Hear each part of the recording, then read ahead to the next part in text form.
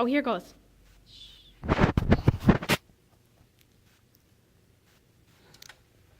right, so just the other day I was trying to actually write this speech, and I was finding that I was having a lot of trouble concentrating. Couldn't think of anything else, so I thought I would just turn some music on, see if that could help me any. And surprisingly, it did. Why does this happen? Why is it that whenever we put on music, it's surprising that we can concentrate better? Well, some scientists decided that they would have an experiment on some college kids. So they all gathered together, and one group, they all took the same test, and one group did not listen to any music and took the test, and another one listened to a Mozart sonata, and they took their test. Now, there was a small difference in the grades that they got. The people with the sonata got a little bit of a better of a grade, but could leave that up to chance or just maybe different intellectual levels or something like that. But what I would like to focus on that is that the people who were actually listening to music found it a lot easier to concentrate. So something else I want to touch base on is learning an instrument. Learning an instrument incorporates a lot of different parts of the mind. It teaches speech perception, understanding of emotions, and multitasking when you're keeping track of different hands and stuff like that. For instance, when I have to play drum set, like the one back there, I have to keep track of multiple things, like my right foot has to make sure that I'm hitting the bass drum at the right time, my left foot the hi-hat cymbal, right hand hits some other cymbals, and the left hand has to worry about other drums. And then my eyes actually have to perceive the music so that I can understand what I have to hit. So that's kind of how multitasking comes into place. It also allows for different excelling in different arts like reading or mathematics, because in different times, like if you have 6/8 or 4/4, you have to think of how long each note is. So I guess they tie that to mathematics. And reading is just because it's the same kind of thing where you're looking at music, taking that in, and then converting it to something else, just like you would be taking in words and converting it into mouths and speaking it out loud.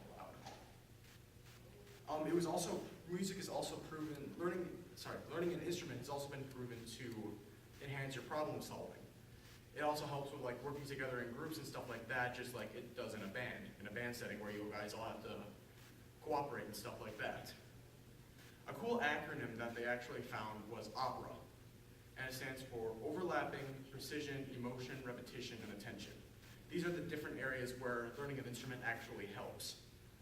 Overlapping, because it overlaps into different segments like mathematics and reading. It overlaps into different parts of our mind and makes us think in different ways. Precision, which is having to, like coordination, having to be able to put your hands in different areas. Like for instance, if you're playing a clarinet, you have to think of the different keys. If you're playing a piano, you have to think of the different keys and the foot pedals. Emotion, just because it's an art form. Repetition, because you have to practice a lot, so you're going to be playing the same thing over and over again. And then attention to detail. Now, back on that emotion portion, there was actually studies done more on how music affects our emotions specifically. So it's been found that it's kind of obvious, but our heartbeat will usually line up with the rhythm of the music that we're listening to. So if it's a faster rhythm, our heart will beat faster, and we'll usually feel excitement or something like that. It'll get our energy pumping. But if we're listening to something with a slower rhythm, it'll usually lower our heartbeat and we'll be more maybe attentive to details and stuff like that.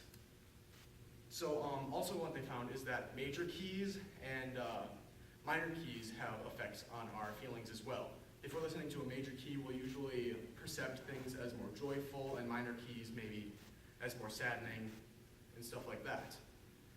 Something else is there's a thing called music therapy, which is used in mentally challenged patients, people with Alzheimer's, and pregnant women. So what they use it for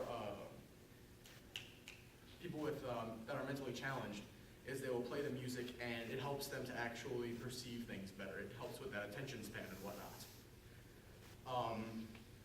How it helps with Alzheimer's patients is it's just weird. It actually relaxes people with Alzheimer's, and it helps them to remember things, and they don't know why. And then lastly, it helps with pregnant mothers because it will relax them during the birthing process. It's supposed to calm them down a little bit, and it'll actually relax contractions as well when the baby is in the womb. Other things that are present in pregnancy is that babies actually like their mother's voice above all. And so they actually tune into the tone that the mother has in their voice. So learn to recognize it, and then it'll calm them down. And that affects then when they're born and stuff like that, so they're able to recognize their mother so easily. Now, music has always interested me, and I've always found it to help me a lot as well. Whether it's I'm concentrating on working, or doing some homework, or just doing a menial task around the house, I always find it a lot easier to just excel in that task if I have something else to focus on or to drown out any kind of background noise. And music has just always helped me like that. I would like to thank the Buffer Social website and the Common Health RSSS for getting my sources and stuff like that. A lot of the information came from those two websites. So thank you. Was that even 5 minutes?